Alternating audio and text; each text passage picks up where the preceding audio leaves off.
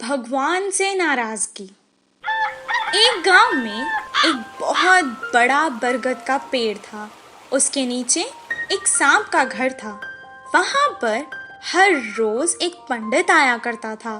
वो उस सांप को नाग देवता समझता था और उसकी पूजा करता था। सारे गांव वाले भी उसकी पूजा करते थे और पंडित की बहुत इज्जत करते थे। एक दिन अचानक बहुत तेज बारिश होने लगी। सबके घरों में पानी भर गया। सभी गांव वाले अपने अपने घरों को छोड़कर पहाड़ पर चले गए। तभी एक गांव का भला आदमी पंडित के पास आया और कहने लगा, पंडित जी, बहुत तेज बारिश होने के कारण हम सब के घरों में पानी भर गया है, इसलिए हम सब पहाड़ पर जा रहे हैं। आप भी हमारे साथ चलिए। मेरी चिंता मत करो, मैं इस नाग देवता को पूजता हूँ, यही मेरी रक्षा करेंगे। पंडित की बात सुनकर वो चुपचाप चला गया। कुछ देर बाद एक आदमी गाड़ी पर आया और ब्राह्मण से कहने लगा, पंडित जी, बारिश बहुत तेज हो चुकी है, आप ठीक से खड़ भी नहीं पा रहे हो, चलो चलते हैं। मैं इस नाग देवता को पूजता हूँ, यही मेरी रक्षा करेंगे, तुम जाओ। थोड़ी देर बाद पहला आदमी वहाँ एक नाव लेकर वापस आया। वो उस पंडित को कहने लगा, पंडित जी, सारा गांव खाली है, आप यहाँ अकेले हो, इसलिए मैं आपकी मदद करने यहाँ आया हूँ। अगर अभी भी आप नहीं आओगे तो मैं वापस नहीं आने वाला। मैं इस नाग देवता को पूजता हूँ, यही मेरी रक्षा करेंगे, मैं तुम्हारे साथ नहीं आ रहा हूँ। पानी तेजी से बढ़ रहा था। अब पानी उसके गले तक आ गया था। उसे बहुत सर्दी हो रही थी और वो कपकपाने लगा और डर के मारे वो पास के एक पेड़ पर चढ़ गया। बारिश रुकने का नाम ही नहीं ले रही थी। वो बहुत गुस्से में कहने लगा, ओ शक्तिशाली नाग देवता, मैंने हमेशा आपकी पूजा की है और आप पर ही हमेशा भरोसा किया है। आज भी मैंने आप पर विश्वास किया था, आप मुझे बचाने नहीं आए। तभी एक देवी उसके सामने प्रकट हुई। पंडित, मैंने हमेशा तुम्हारी सहायता की है। मैं जानती थी कि तुम कष्ट में हो, इसीलिए मैंने तुम्हारी सहायता करने एक आदमी को भेजा था। तुमने उसके साथ जाने से मना कर दिया। मैंने फिर एक गाड़ी भेजी थी, तुमने उस पे जाने से मना कर दिया। मैंने फिर एक नाव भी भेजी थी, तुमने उसमें जाने से मना कर दिया। मैंने तुम्हारी मदद करनी चाहिए। अब अगर तुमने मुझे नहीं पहचाना और यहीं पर बैठे रहे तो मेरी क्या गलती है? इतना कहकर वो गुस्से में वापस गायब हो गई। वो पछताताप करने लगा। कुछ देर बाद वो नाव वाला फिर से वापस आया। पंडित जी, आइए, मेरे साथ मेरी गाड़ी पर बैठ जाइए। बारिश बहुत तेज हो चुकी है, हम जल्दी से पहाड़ पर चढ़ जाते हैं। ये सुनकर पंडित अपनी जान बचा के उस आदमी की नाव में बैठकर उसके साथ चला गया। इस कहानी से हमें ये शिक्षा मिलती है कि अंधविश्वास जान को खतरा बन सकता है। शेर का भोलापन और खरगोश की होशियारी। एक जंगल में एक शेर रहा करता था। वो हर रोज एक जानवर का शिकार करता और उसे खा जाता था। उससे सभी जानवरों को बहुत डर लगता था। एक दिन सब जानवरों ने एक सभा बुलाई और शेर के इस अत्याचार से बचने के उपाय सोचने लगे। तभी एक बंदर ने सुझाव दिया, दोस्तों, हम में से रोज एक जानवर उस शेर का शिकार होते जा रहा है। कब किसकी जान को खतरा है पता ही नहीं। कोई चैन से इस जंगल में जी ही नहीं सकता। तभी लोमड़ी ने कहा, हाँ, तुम बिल्कुल सही कह रहे हो। मुझे भी कुछ समझ नहीं आ रहा है कि इस समस्या से कैसे बाहर निकले।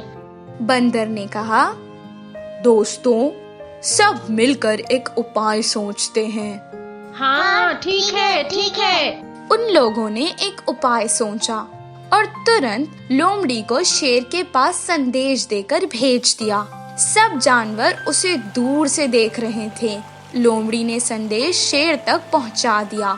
शेर तुरंत सभी जानवरों से मिलने आ गया। शेर जोर जोर से दहाड़ने लगा। सभी जानवर डरकर इधर उधर भागने लगे। वहीं कुछ जानवर जो बहुत हिम्मत वाले थे रुक गए। हाँ बोलो, मुझे क्यों बुलाया? क्या कारण है? मुझे बहुत भूख लगी है, मुझे शिकार करना है। शेर राजा, अगर हम जिंदा हैं तो हमें भूख तो लगेगी ही, और आप जो रोज एक जानवर का शिकार करके उसे खा लेते हैं वो भी सही हैं, पर आजकल आप जरूरत से ज्यादा ही शिकार कर रहे हैं। ये बात तो गलत है ना? आज से आपको शिकार करने की जरूरत नहीं है। हम एक एक करके खुद आपकी गुफा में आके आपका आहार बन जाएंगे। इससे आप अपनी भूख भी मिटा सकते हैं और हमें रोज रोज से डर से भी छुटकारा मिल जाएगा। जंगल के सभी जानवर इस बात से सहमत थे। उसे अब घर बैठे बैठे बिना कुछ काम किए शिकार मिल गया था। ये सोचकर वो मान गया। इसी तरह रोज एक एक जानवर खुद शेर की गुफा को चला जाता था। कुछ दिनों बाद एक खरगोश की बारी आई। बेचारा खरगोश बहुत डरा हुआ था। किसी तरह उसने हिम्मत दिखाई और वो शेर की गुफा के रास्ते चल पड़ा। रास्ते में उसे एक कुआं दिखाई दिया। कुएं में जब वो देख रहा था तो उसे एक उपाय सूझा। सारा दिन वो वहीं कुएं के पास बैठ गया और शाम को आराम से गुफा की ओर निकल गया। सुबह से भूखा शेर अब शिकार का इंतजार कर रहा था।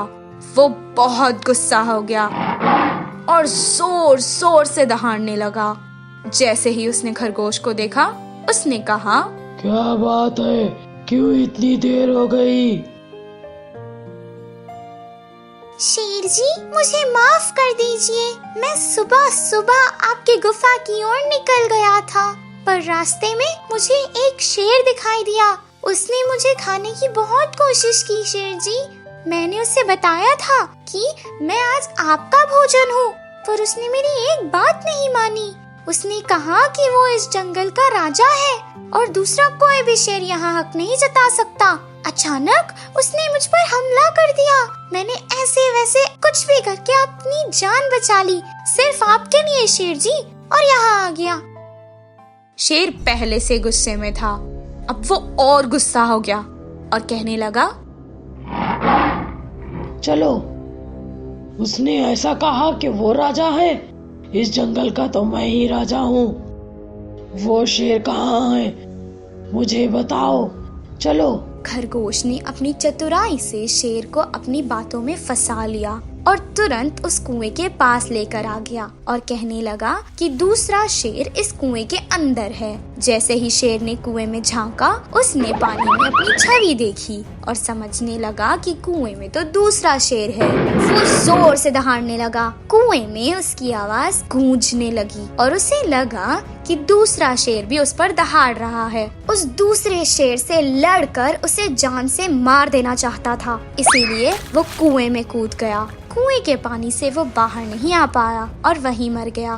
खरगोश ने बड़ी होशियारी से अपने और बाकी सभी जानवरों की जान बचा ली। जब वो वापस आया और सभी जानवरों को इसके बारे में सुनाने लगा, तो सब जानवर उसकी वाहवाही करने लगे और बहुत खुश हुए। उस दिन से जंगल के सभी जानवर खुशहाल जिंदगी बिताने लगे। इस कहानी से हमें ये शिक्षा मिलती है कि बल से जो हासिल नहीं हो सकता, वो अकल से हासिल हो सकता है। मुर्गी के आवाज से शेर का डर। एक घने जंगल में एक शेर रहता था। वो बहुत ताकतवर था। उसे देखकर हर एक जानवर बहुत डरते थे। उसके आगे किसी को भी एक शब्द भी नहीं निकलता था। लेकिन उस डरावने शेर को एक कमी था, वो है उसका डर। एक शेर को कैसा डर, ऐसा सोच रहे हैं ना आप? लेकिन ये बात सच है। सुबह सुबह मुर्गी की आवाज सुनते ही एक शेर डर के मारे कांप जाता है। मैं जंगल का राजा हूँ और मेरा शरीर भी बहुत ताकतवर है। मेरा पंजा से कोई भी बच नहीं सकता। मेरा ताकत से पूरा जंगल ही डरता है। लेकिन क्यों मैं उस मुर्गी का आवाज सुनते ही डर रहा हूँ? ऐसा रोज वो शेर चिंतित होता था। उस डर की वजह से कभी कभी शिकार के लिए भी नहीं जाता था। एक दिन रास्ते में जाते हुए शेर को देखकर हाथी ने ऐसा पूछा, मृगराज, आजकल किसी चीज से डर रहे हो? उस डर की वजह से कभी कभी गुफा के बाहर भी नहीं आ रहे हो। आपके चेहरे के ऊपर आत्मविश्वास ही नहीं दिख रहा। क्या हुआ? शेर अपना दुख भरी कहानी हाथी को बताना चाहा। आप बड़े हो इसलिए आपको पूछ रहा हूँ, क्या आपको किसी चीज से डर लगता है? अभी मैं आपको क्या बताऊं मृगराज, एक छोटी सी मक्खी, आपको पता है ना, वो मक्खी मेरे पास आकर विचित्र आवाज से मुझे छेड़ता है। उससे मुझको बहुत डर लगता है कि उस छोटे से मक्खी की आवाज की वजह से मेरा मानसिक संतुलन बिगड़ जाएगा।